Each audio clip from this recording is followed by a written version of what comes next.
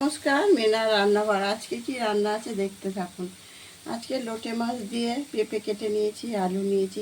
এটা আমার কাকিমা রান্না করতে খুব সুন্দর, আমি মাখিয়ে বসাবো।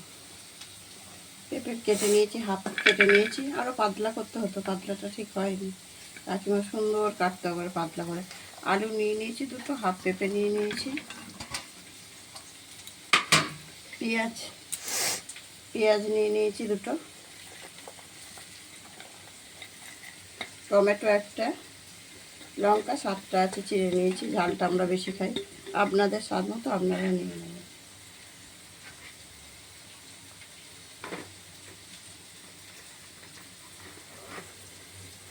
লঙ্কার গুঁড়ো দিলাম 1 চামচ,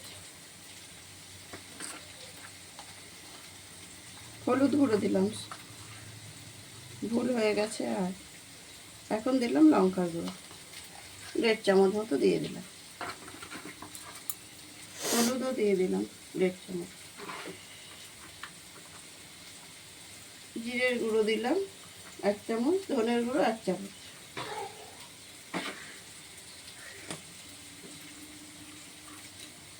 লবণ দেবো স্বাদ মতো, লবণও দিলাম 1.5 চামচ দিয়ে দিলাম।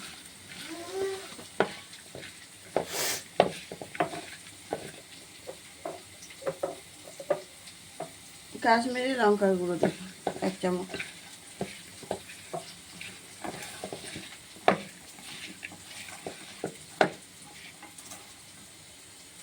একটু মাখানো থাকবে, আদা রসুন বাটাটা দেবো। আদা রসুন নিয়ে নিয়েছি, বেটে নেব। বেশ কিছুটা নিয়ে নিয়েছি, ছোট ছোট তো।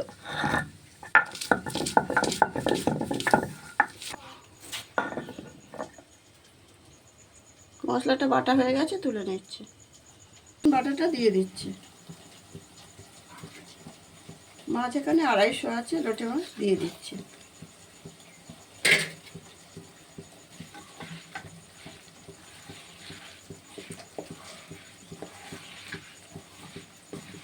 আজকে মাখিয়ে বসাবো। এরকম রান্না আমার কাকিমা বানাতো, খুব সুন্দর হতো। এখনকার তেল মশলা তো সব ভেজাল, কতটা ভালো হবে দেখি, বানাই আগে, দেখতে থাকুন। তেল দিয়ে দেব স্বাদ মতো, পরিমাণ মতো তেল দিয়ে দিচ্ছি।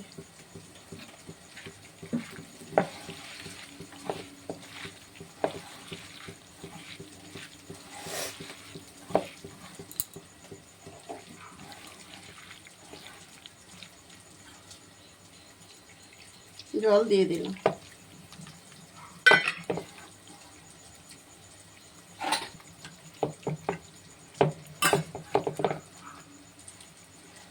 জল আর বেশি দেবো না, এই হাত ধোয়া জলটা যেটা দিলাম এটাই থাকবে। এখন ঢাকা চাপা দিয়ে বসিয়ে দিলাম।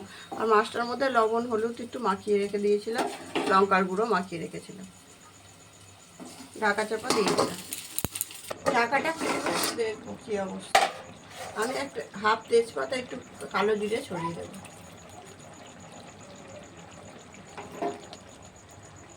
হতে থাক, পুরো জলটা টানবে।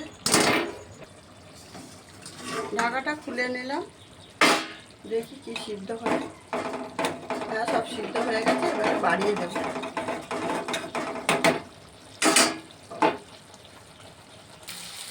ধনে পাতাগুলো দিয়ে দেবো কুচিয়ে রেখেছি।